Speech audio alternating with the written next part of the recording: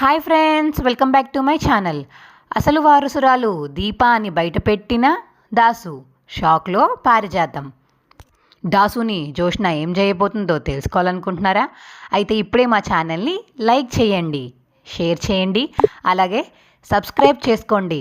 పక్కన ఉన్న గంట సింబల్ని ప్రెస్ చేయండి, అలాగే నోటిఫికేషన్స్ ఆల్లో పెట్టుకోండి. అప్పుడే మేము చేసే వీడియోలు మీకు వస్తాయి. జోష్న పారిజాతం ఇద్దరు మాట్లాడుకుంటూ ఉంటారు. దీంతో జోష్నకి దాస్ దగ్గర నుండి ఫోన్ వస్తుంది. ఉండు గ్రాని అని చెప్పి పక్కకి వెళ్ళి జోష్న దాసుతో ఫోన్ మాట్లాడుతుంది. హే దాసు, అసలైన వారసురాలు దీప అని చెప్పాకు, ప్లీజ్ చెప్పావంటే అసలు మర్యాదగా ఉండదు అని చెప్పి అంటుంది జోష్న. ఏం చేస్తావు? ఇప్పుడు దాకా దీపాన్ని ఏడిపించింది చాలు. మొన్నటిదాకా రౌడీలు కూడా పంపించి దీపాన్ని కొట్టించావు. నాకు తెలియదు అనుకుంటున్నావా అని అంటాడు దాసు. అయ్యో, నేనేం చేయలేదే అని చెప్పేసి అంటుంది జోష్న. నాకు కార్తిక్ అంతా చెప్పాడు. కార్తిక్ డౌట్ వచ్చింది మాత్రం, అంతే, డౌట్ మాత్రమే చెప్పాడు. అది కానీ నువ్వని క్లారిఫై రావాలి, వెంటనే వచ్చి నిజం బయటపెడతాను అని చెప్పి అంటాడు దాసు. నేను చేయలేదని చెప్పాను కదా అని చెప్పేసి అంటుంది జోష్న. సరే అని చెప్పి ఫోన్ కట్ చేస్తాడు. దీంతో పారిజాతానికి అనుమానపడుతూ ఉంటుంది. ఇదేంటి, దాస్ని ఎప్పుడు చూసినా భయపడుతూ ఉంటుంది, ఇప్పుడు ఫోన్ మాట్లాడడానికి కూడా నా పక్కన మాట్లాడకుండా పక్కకి వెళ్ళి మాట్లాడుతుంది. అసలు ఇదేం చేస్తుంది, నా దగ్గర ఏమైనా దాచిపెడుతుందా అని చెప్పి డౌట్ పడుతూ ఉంటుంది పారిజాతం. ఇంతలో జోష్న రానే వస్తుంది. ఏంటే, ఏం మాట్లాడుతున్నావు దాస్తోటి? నాకు చెప్పకుండా ఉండేంత సీక్రెట్ మ్యాటర్ ఏముంది మీ మధ్యలో అని చెప్పేసి అంటుంది పారిజాతం. అదేం లేదు గ్రాని, మొన్న రౌడీలతో కొట్టించాను కదా దీపాని, సో మీరు చేయించారా అని చెప్పి ఫోన్ చేశాడు, అంతే, లేదని చెప్పి కవర్ చేశానులే అని చెప్పి అంటుంది జోష్న పారిజాతంతో. పారిజాతానికి నమ్మబుద్ధి కాలేదు. సరే అని చెప్పేసి పక్కకు వెళ్ళిపోతుంది. సరే, ఎలాగైనా సరే దాసుని కలిసి ఒకసారి మాట్లాడాలి అని చెప్పి అనుకుంటుంది పారిజాతం. దీంతో కార్తిక్ ఆఫీస్కి బయలుదేరుతాడు. ఆఫీస్కి వెళ్ళి వర్క్ స్టార్ట్ చేస్తాడు. ఇంతలో జోష్న ఆఫీస్కి వస్తుంది. వచ్చి, ఏంటి బావా, మొన్న నా మీద అనుమానపడ్డావు అని చెప్పేసి అడుగుతుంది. అవును, అది అనుమానం కాదు, నిజమే, నాకు తెలుసు అని చెప్పేసి అంటాడు కార్తిక్.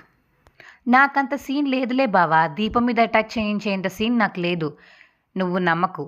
ఆల్రెడీ పారిజాతంకి ఫోన్ చేసి అడిగావంట కదా, పారిజాతం నాకు చెప్పిందిలే అని చెప్పేసి అంటుంది జోష్న.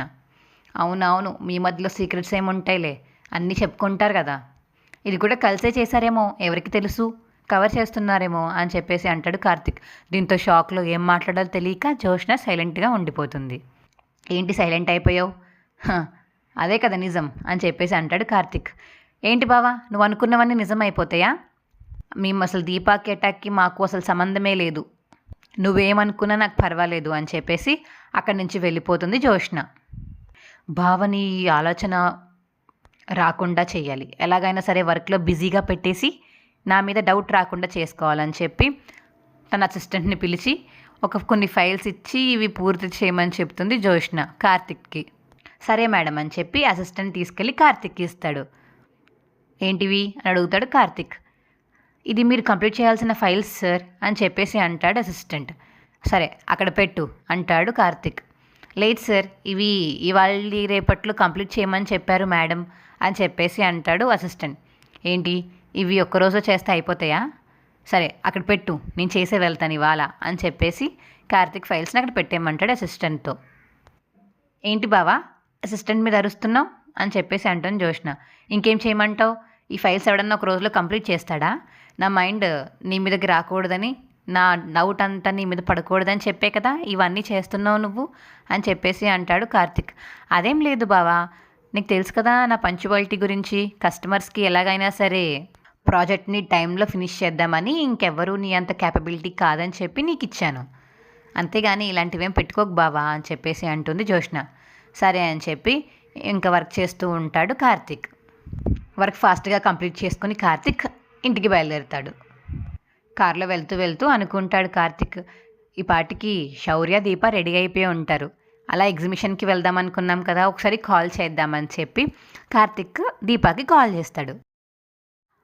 చెప్పండి కార్తిక్ బాబు అంటుంది దీప. అదే నేను చెప్పాను కదా ఎగ్జిబిషన్కి వెళ్దామని, శౌర్య స్కూల్ నుంచి వచ్చేసి ఉంటుంది కదా, రెడీ అయిపోయారా అని అడుగుతాడు కార్తిక్.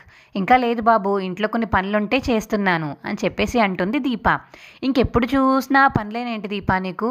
చెప్పాను కదా ఎగ్జిబిషన్కి వెళ్దామని, అసలు ఇంట్లోనే ఉన్నాం బయటికి వెళ్ళట్లేదామని చెప్పానా? రెడీ అవ్వండి, నేను ఒక హాఫ్ అన్ అవర్లో వస్తాను, ఈ లోపు రెడీ అవ్వ ఉండాలి, నాకు సంబంధం లేదు అని చెప్పేసి అంటాడు కార్తిక్.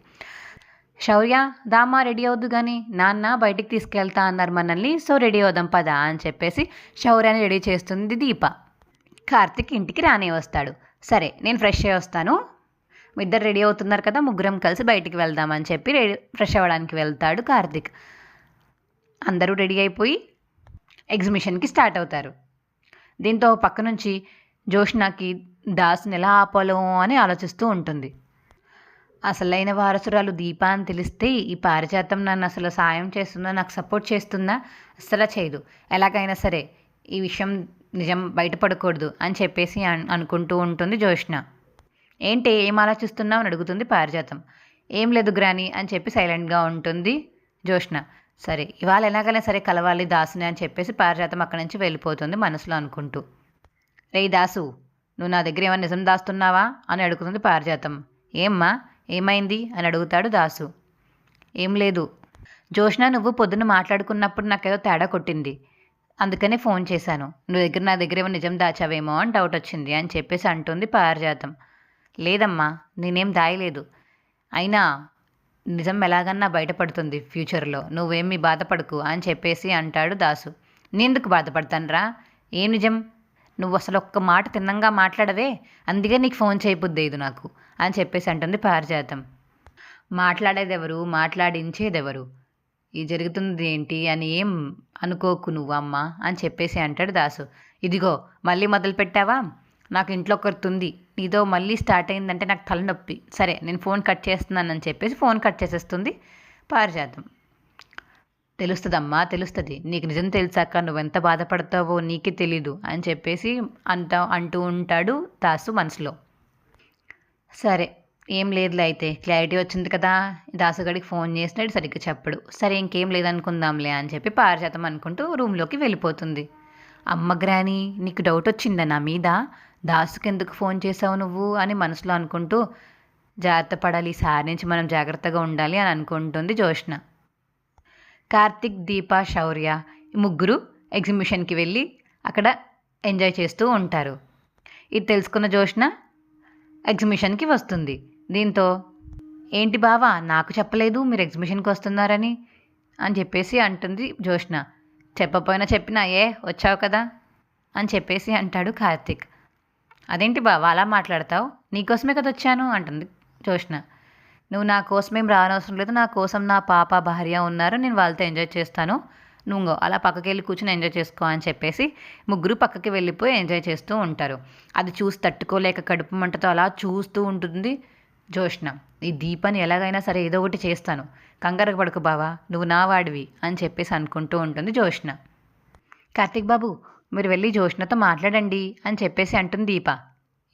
నీకేమైనా పిచ్చా, నేనెందుకు వెళ్ళి తనతో మాట్లాడతాను, తన ఇష్టం, తను ఒక్కరితే వచ్చింది, నాకు అనవసరం లేదు, నేను ఫ్యామిలీతో వచ్చాను అని చెప్పేసి అంటాడు కార్తిక్. అదేంటి బాబు అలా అంటారు, మీకోసమే వచ్చింది కదా అని చెప్పేసి అంటుంది దీప. దీప నువ్వు నా భార్యవి, ఆమె ఎవరో కూడా నాకు సంబంధం లేదు, నువ్వు మళ్ళీ మధ్య కలగ చేసుకోకు, చెప్పింది మాట విను అని చెప్పేసి అంటాడు కార్తిక్. సరే బాబు అని చెప్పేసి సైలెంట్గా ఉంటుంది దీప. నాన్న నన్ను స్లైడింగ్ ఎక్కించు, నేను స్లైడ్ చేస్తాను అని చెప్పేసి జారిబల్ల ఎక్కించమంటుంది శౌర్య.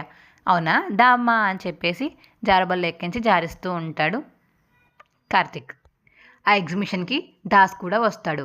దీంతో జోష్న చూసి అయ్య బాబోయ్ దాస్ ఇక్కడికి ఎందుకు వచ్చాడు, నా గురించి నిజం బయటపడడానికి వచ్చాడా, అమ్మో ఏదోటి చేసి దాసుని ఏదోటి చెయ్యాలి అని చెప్పేసి అంటుకుంటూ ఉంటుంది జోష్న.